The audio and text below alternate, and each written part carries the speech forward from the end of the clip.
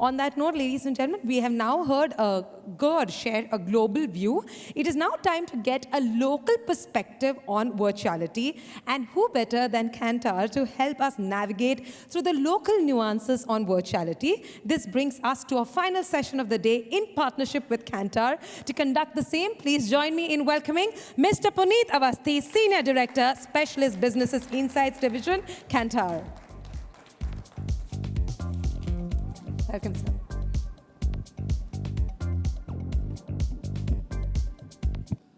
Good evening, everyone. Thanks a lot for joining the session. This was a brilliant session that we just had from GERD. We got a sneak peek into how things are going to be shaping up over the next 4-5 years, possibly a decade. There are different things that are going to be probably taking a different trajectory altogether.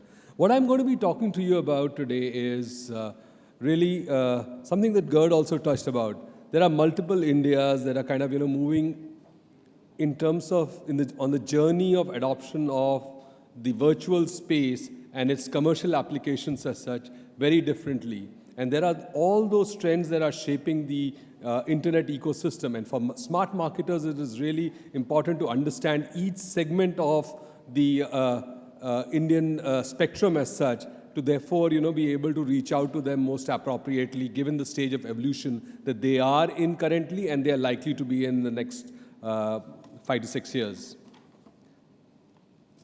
Yeah. So we have close to about 700 million internet users today in the country, and trending towards close to being about a 900 million internet using society in a couple of years' time from now. So we are a very large internet contributor to the overall digital space worldwide. And there is still some fairly significant headroom to grow. Naturally, there is a slowdown because the base in itself is quite significant for us. But bear in mind that different parts of the country, the adoption curve is actually markedly different. So whilst we are looking at a slowdown in urban India in terms of recruitment, and that is because there is no headroom for growth, the reality is that urban India is also maturing in terms of what it's going to be doing and how it's going to be using the virtual space as such and the kind of connectivity that it's seeking as compared to the upcountry India as such. And there the trajectory is going to be a lot faster in terms of basic services that are going to be available to them. And to my mind, the big impact of a lot of virtual services, augmented reality, is going to be in enabling some of the services that are available to us here sitting in a Mumbai or a Delhi or a Bangalore, taking it across to some of the smaller towns and allowing them to access those services more effectively. And that is going to be a big game changer. So for example, and I'll talk about it in a couple of slides, but needless to say, of course, over a period of time now, we are looking at a fairly significant growth in usage frequency and the quantum of time that is being spent on the net as such, as compared to 2019, and this is just before the pandemic. We're looking at fairly significant growth in terms of the frequency with which internet is being used, as also in terms of the time that is being spent on the net as such, and that's a no-brainer. That is natural. Having said that, let's look at some of the trends that are shaping internet, and it's markedly different by different parts of the country as such. So the first trend that we're going to be talking about is online shopping. And one important aspect here is the fact that there is in a sense, a convergence of online shopping with social platforms as such. So it's quite a big number that one is looking at, where we are saying that close to about half of online shoppers in the country would also have purchased products using the social media as such. So it's a fairly significant change that is going to be occurring in the next few years. The interesting thing is online commerce in India is not just about servicing big cities as such. It is indeed, the big city Indian has actually adopted online commerce a lot earlier. But one major advantage of e-commerce has been that it has, in a sense, crushed the digital divide. Things that were not available to people sitting in, say, a Patna or even further up country, say, a Bhagalpur or wherever else, today have on the press of a button, available to them the best products that they want access to. So that is something that has been enabled. And to my mind, if any development on the internet is able to solve such real problems that a vast country such as India has, it has a tremendous potential. And as I see it, virtuality, whilst it has a strong gaming application and is going to be playing out in the entertainment space, truly it will become a significant constituent of what the internet experience is when it bridges some of these digital divides. For example, learning. We know that education has kind of taken off in a significant manner over the last couple of years, and most of our kids were studying online. And then how do we augment that experience as such? And once some of those real problems are resolved as such, and not to say that entertainment in itself is not a real problem. We need entertainment. We need to be kind of a happier bunch of people. But some of these problems, for example, I need to click this. For example, we're looking at health and wellness. It is likely to become the second largest online shopping category amongst users as such. So that is a massive, massive development that is taking place all around us as such.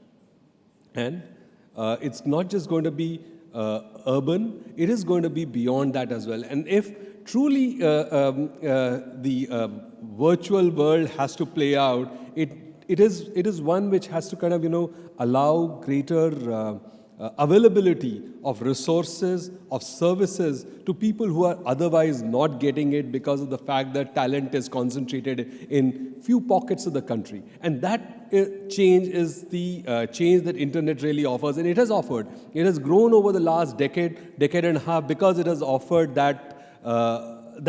it has offered that as a service to people who were not otherwise availing or getting those services as such. And when it starts solving genuine problems of access to better healthcare, when it starts solving other problems, then internet and the benefits of virtual reality will really become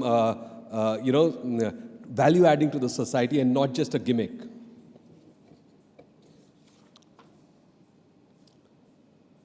On the upper end, we're going to be seeing a very large constituency of people who will, truly be called as smart households as such. We're looking at close to about half of the population of urban India that is going to be, having multiple smart devices at home as such.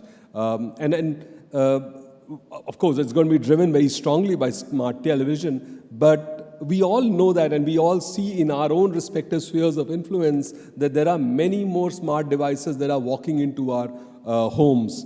And that trend is creating a constituency of people who are likely to be users of the internet 3.0, the metaverse or virtuality, whatever one is going to be calling. This trend in itself is going to be fueling the need for newer experiences. When I am looking at having a smart watch, a smart maybe a headset, all of these are eventually going to be converging and creating better and more superlative experiences. This is the set of people, and there's a fairly large number that one is looking at, and at the top end, where in urban India there are going to be households that are going to become a lot smarter as such in terms of not just having this rectangular shaped device always in their hands as such, but having multiple other ways of accessing the net and intelligently managing their lives. The smart speaker was a great thing that happened, and there are a lot of people who are using it smartly. But in a lot of cases, it hasn't been used smartly. But we're all gradually going to be learning, and sometimes learning is not just about kind of knowing it beforehand, before you buy, but it's also about buying it and then learning what the technology can be deployed for. And India has been pretty good at that. We've kind of done a lot of over the last 4-5 years, the quantum of purchases of a lot of smart streaming systems as such in urban India has been significant, and that is something that it's a ripple at the moment, but it's going to become a much bigger phenomena. When we're looking at India and we're looking at close to about 50 million in the Indian context is a very small number, but it will grow. And it is this set of people who are at the vanguard of this change will gradually kind of, learn how to integrate all these different smart systems and get them to talk to one another and create a kind of a lifestyle where a lot of things that they do don't necessarily need them to be present there. A lot of it can be automated. Online education, we spoke about healthcare a little while ago. Close to about 50% of Indian children are going to be accessing education via online as such, in some form or the other. And that is great in a country such as ours, where so many children do not get access to quality education. If you ask any HR leader, one of the biggest challenges that they will tell us is that, yeah, India has got a great number of graduates, postgraduates, but the quality of education isn't there. And that is because they're not necessarily able to access the kind of quality teachers. So what the internet is doing is creating a level playing field for a larger mass of the country. And as long as it continues to do that, it is something that is going to be, growing and growing from strength to strength. And the technologies that are being talked about, whilst they have, they have their challenges. There is a data privacy issue. There is an issue of identity theft. There can be multiple things. But the problems that it solves in a country such as ours, where basic requirements, health, education, access to products have been limited, truly, it has been path-breaking, and these new features of augmented reality, virtual reality, will help solve some of the problems that India faces, as I see it. Sorry. The next trend, of course, is the growing e-governance in the country. This is something that is going to be becoming a lot. It is already quite a strong thing with the JUMP trilogy that has been kind of created over the last decade or so, with Aadhaar to start with, and then the accounts and mobile penetration, which is all pervasive. We have close to about 62 million individuals who've accessed e-governance services in the country as such. And this is a number that we foresee is going to be a lot larger. Government will be accessible to people in a very, very direct manner. It is going to be accessible to people when they need the support as such. The government will have its own bots. It will have its own, AI-powered systems to respond to its citizenry more effectively. And actually, look at it this way. Had it not been for the JUMP trilogy, we wouldn't have the kind of direct delivery of benefits that has happened over the course of the last couple of years of the pandemic, had it not been that we didn't have this entire ecosystem that has been built. So to my mind, e-governance is going to be a massive, it's going to be very important for our country. And it is something that will enable access to better government services to everybody, not to only a select few who have access to, who have the ability to reach the right people as such. The right people will be available to a larger number of people, a larger proportion of the citizenry.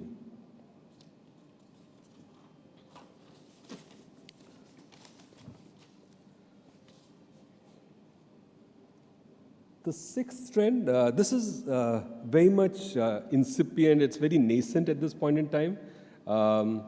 But I think the last couple of years, whatever data that we've looked at, and by the way, all the data that we're looking at over here is from largely from our annual baseline on internet and internet usage in the country, which is iCube. And in addition to that, we've got some of the data coming from a study that we do twice a year called the Rural Barometer to understand rural sentiments. And what we've seen over the last year is the growing deployment of agri-technology as such. So using internet, harnessing the power of internet for the farmers as such, both in terms of crop monitoring, and we are looking at, a fairly and when we're looking at the rural context, here are people who are not truly, as privileged. A large proportion of rural India is not really privileged as such. And there, if we start looking at use of technology for the purpose of monitoring their crop, the quality of their crop, and not just that, there are other things that are happening in terms of market access, understanding what prices are, is the agricultural output, the produce being sold at, and therefore what is the right time to harvest. All of that is something that is available to the farmer. Here's the thing, if a farmer is able to take pictures of his crop at various stages, if there are drones that are taking pictures across the entire area where, say, cotton is being grown, and cotton is very susceptible to, pests and big, pest attacks happen as such, and it completely destroys the crop. If he knows that there is, a pest incident somewhere close by, the farmer can take remedial action quickly. Now, if that is something that happens, can you imagine what a DuPont or any of the agri-farm marketers can do? They can actually reach out to those specific sets of farmers and deliver the right pest control products. So the possibilities of internet and artificial intelligence as such at scale are something that are truly coming, being brought forth now. And it is not where, it is something that enables better quality life for the big city Indians. It is actually working in its own way across the country. And that, to my mind, is probably a different, makes India a unique country where technology has been made available to everybody, and it's worked in a fairly democratic sense. Yeah. Okay. All right, I'll skip this. Micro businesses too have taken to online commerce in a significant manner. I'll just skip this. This is,